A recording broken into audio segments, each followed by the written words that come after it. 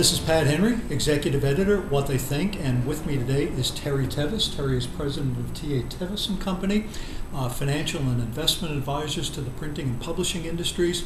Terry is very well known to many folks in our industry for his previous stint as a group business president at R. Donnelley. He has been CEO at Signature Graphics, Printing Arts America, the architect of many M&As and other high-level transactions in the industry. Terry, thank you for being with us. Nice to be here. Thanks, Pat.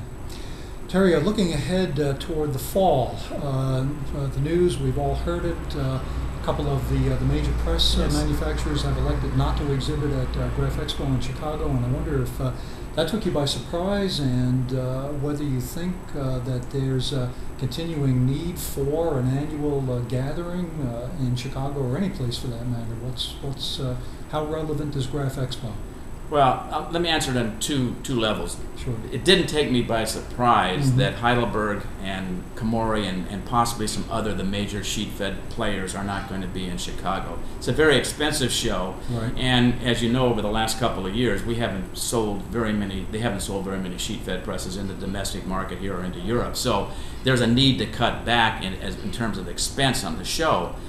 To my way of thinking, when you think of that show, as long as I've been going, when you walked in the door, forever, there was the Heidelberg exhibit with a brand new press running sheets at 10, 15, 20,000 sheets an hour, a wonderful booth set up to demonstrate the technology and the engineering of a Heidelberg press. Those days are over. We're not going to see any robust growth in the unit sales of sheet-fed presses.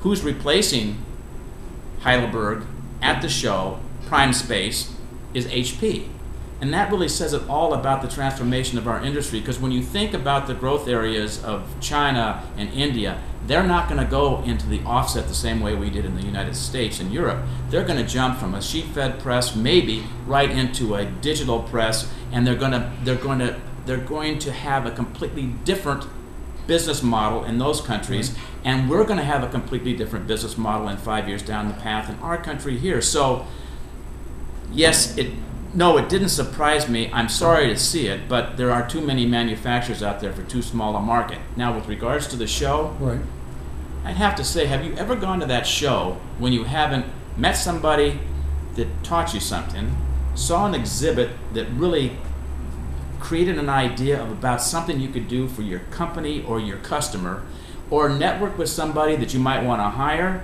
as it relates to growing your business? And more importantly, there are always good educational systems, classrooms systems there that lift up the technology and lift up the knowledge base of our industry. Sure. So I don't think it'll be that big, but when you stop and think about it, Heidelberg could still bring one unit, and with a 20 by 30 high definition screen, link back to their lab and wherever it's going to be located.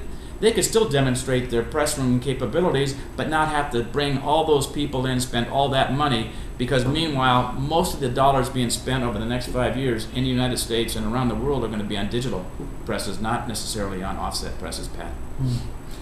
Well, Terry, the old expression is forewarned is forearmed, and I think you've given us some excellent forewarning and arming here, and we appreciate you sharing your thoughts with us today. Thank you, Pat. It's nice to be here. Okay.